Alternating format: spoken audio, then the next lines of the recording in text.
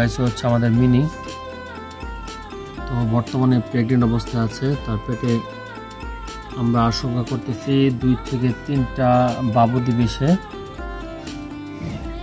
বিড়ালটা প্রায় 3 থেকে 4 মাস আর একটু বেশি হবে, 5-6 মাসের মতো আমাদের কাছে আসে। ওকে আমরা মূলত নিজের স্টাইলে নিজস্ব খাবার দাবারে কিন্তু লালন পালন করতেছি।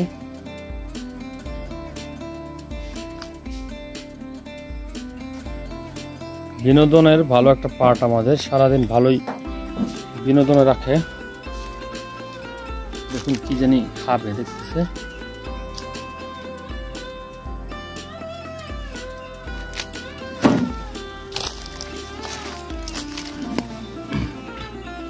ইঁদুর পাবে মনে হয়, ইঁদুরের জন্য চেষ্টা করতেছে, ট্রাই করতেছে।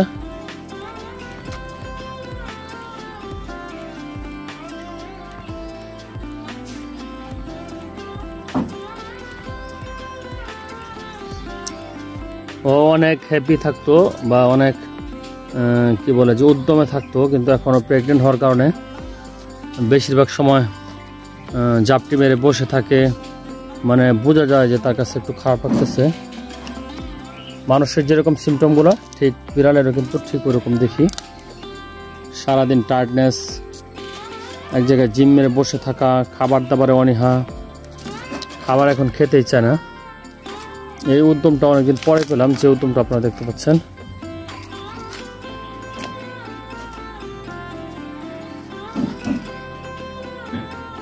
পোকা বা ওই টাইপের কিছু একটা পাইলে সে কিন্তু এরকম খোঁজাখুঁজি করে, বা ইঁদুরের গন্ধ পেলে। আমার মনে হয় এই আশেপাশে ইঁদুর টিঁদুর আছে, সেই জন্য মূলত খোঁজাখুঁজি করতেছে।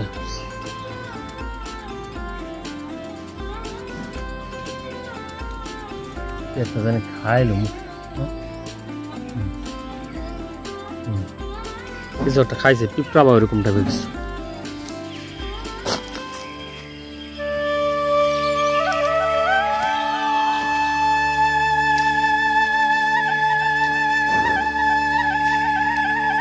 মাঝে মাঝে ঘাস খায়, যেটা আগে খাইতো না। তো অনেকে বলে থাকেন যে বিড়ালের যদি কোনো অসুস্থতা বোধ করে বা পেটের সমস্যা হয়, সেক্ষেত্রে নাকি ঘাস খায়। আবার সব ঘাস খায় না, দেখুন এই ধরনের ঘাসগুলো কিন্তু ওরা খায়। তো আমি আগে আরো কয়েকটা বিড়ালকে দেখছি ঘাস খাইতে, তো আমি ভাবতাম ক্ষুধার যন্ত্রণা খাইতেছে। তো ওর তো অবশ্যই ক্ষুধার যন্ত্রণা নাই, কারণ ওর খাবারের অনেক অপশন রয়েছে। তো মাঝে মাঝেই সে ঘাস খায়।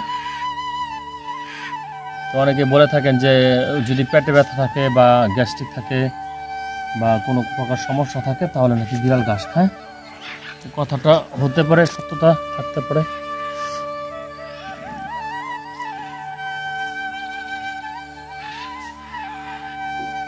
সারাদিন ওর খেলাধুলা দেখতে বেশ ভালোই লাগে। এখানে কি যেন একটা দেখছে, কি যেন একটা দেখছে, পোকা টোকা হবে হয়তো।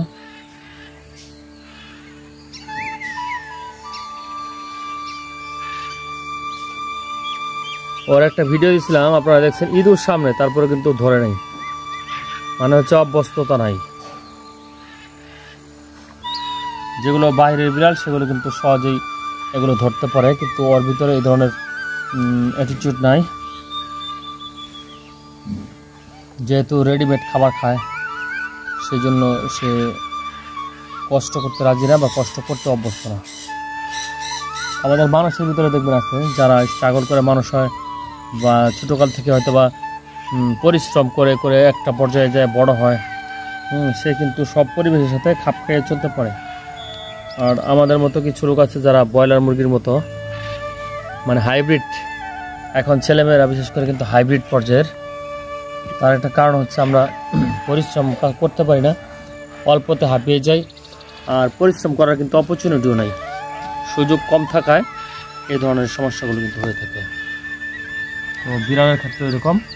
ওর সামনে একটা ইঁদুর দিচ্ছি, যে ইঁদুরটা ও কিন্তু ধরতে পারে না, কারণ ও জীবনে ইঁদুর ধরেছে কিনা সেটাই জানি না, এখন পর্যন্ত দেখে নাই ইঁদুর ধরতে। Minu, this is cat, mini cat.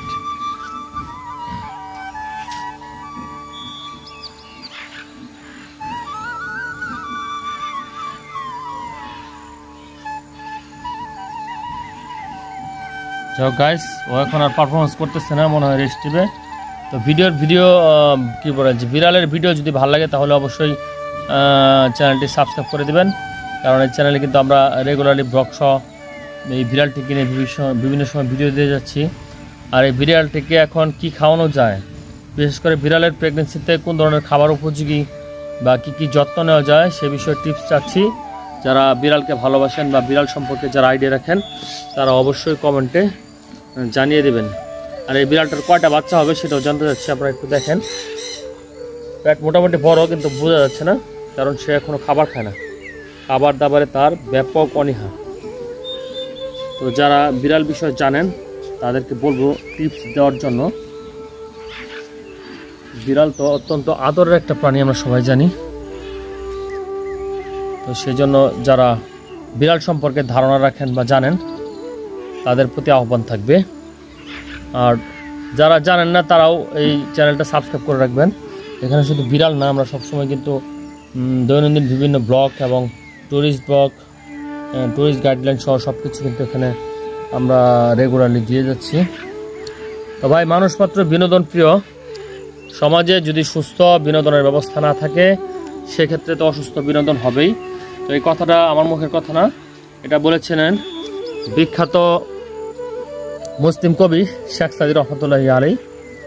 তো তিনি উল্লেখ করেছিলেন তার একটা উক্তি যে সমাজে সুস্থ বিনোদনের ব্যবস্থা না থাকলে অসুস্থ বিনোদন হবেই।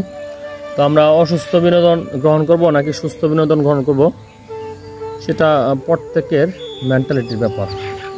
এই যে একটা পিঁপড়া দেখতেছি, পিঁপড়াটা কি কিছু ধরবে?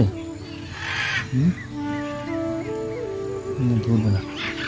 তো আসলে ক্লান্ত পরিশ্রান্ত, দেখুন পিঁপড়াটার দিকে তাকিয়ে আছে, তারপর ধরতেছে না। নর্মাল টাইম হলে ও কিন্তু এই পিঁপড়াটাকে জাপ দিয়ে ধরে নিত। দেখেন সামনে দিয়ে যেতেছে, তারপর ধরে না। তো গাইস, ভালো থাকবেন সবাই। আজকের ব্লগটি এই পর্যন্তই। আল্লাহ তাআলা সবার মঙ্গল করুন। দেখি ধরতে চাই কিনা।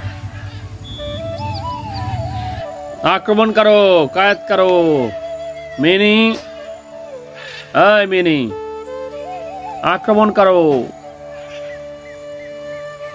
না, এখন আর মুড নাই, সবসময় আর মুড থাকে না।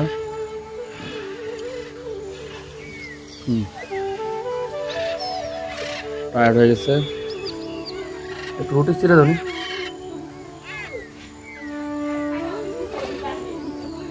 এটা তো খায়, খায় না, নবাব হয়েছে।